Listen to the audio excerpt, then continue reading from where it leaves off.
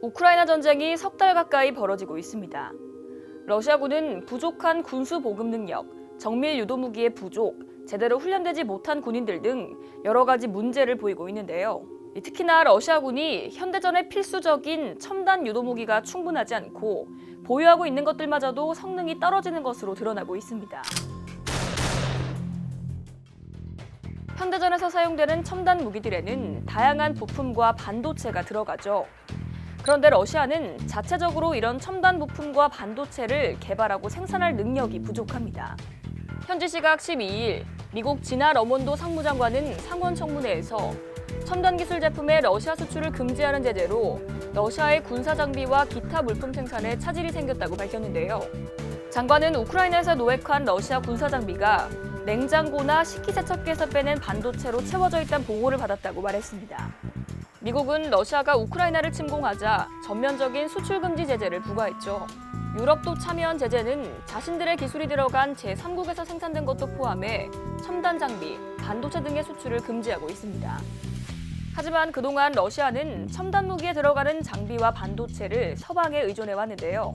4월 말 영국 왕립합동군사연구소가 발표한 보고서를 보면 잘 알 수 있습니다. 우크라이나에서 발견된 러시아 무기의 잔해를 직접 조사한 내용도 들어있었는데요. 그들이 먼저 조사한 무기는 9M727 순항 미사일, 러시아의 가장 진보된 무기 시스템 중 하나인 이스칸데르 K 시스템에서 발사되는 미사일이죠. 방열판 내부에서 외부의 각종 장치와 연결하기 위한 소켓들이 7개가 있었는데 이 가운데 1개만 러시아제였고 나머지 6개는 미국 업체 제품이었다고 합니다. 우크라이나군 연구소도 자신들이 회수한 러시아제 무기를 분석했는데요.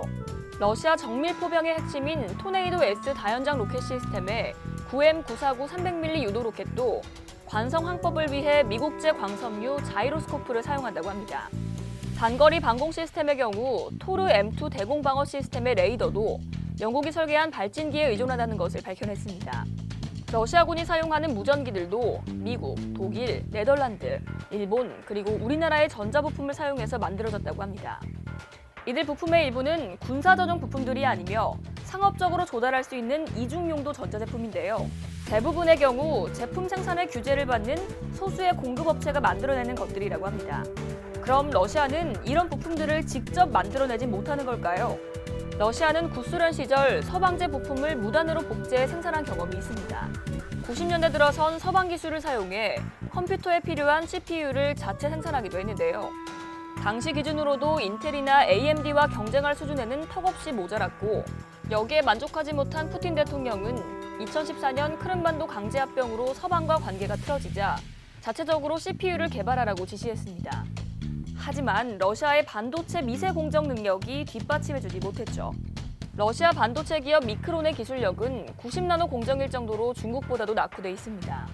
4월 초 러시아는 서방의 제재를 극복하기 위해서 대규모 투자 계획을 발표했는데 2030년까지 28나노 공정에 도달하는 걸 목표로 삼고 있습니다.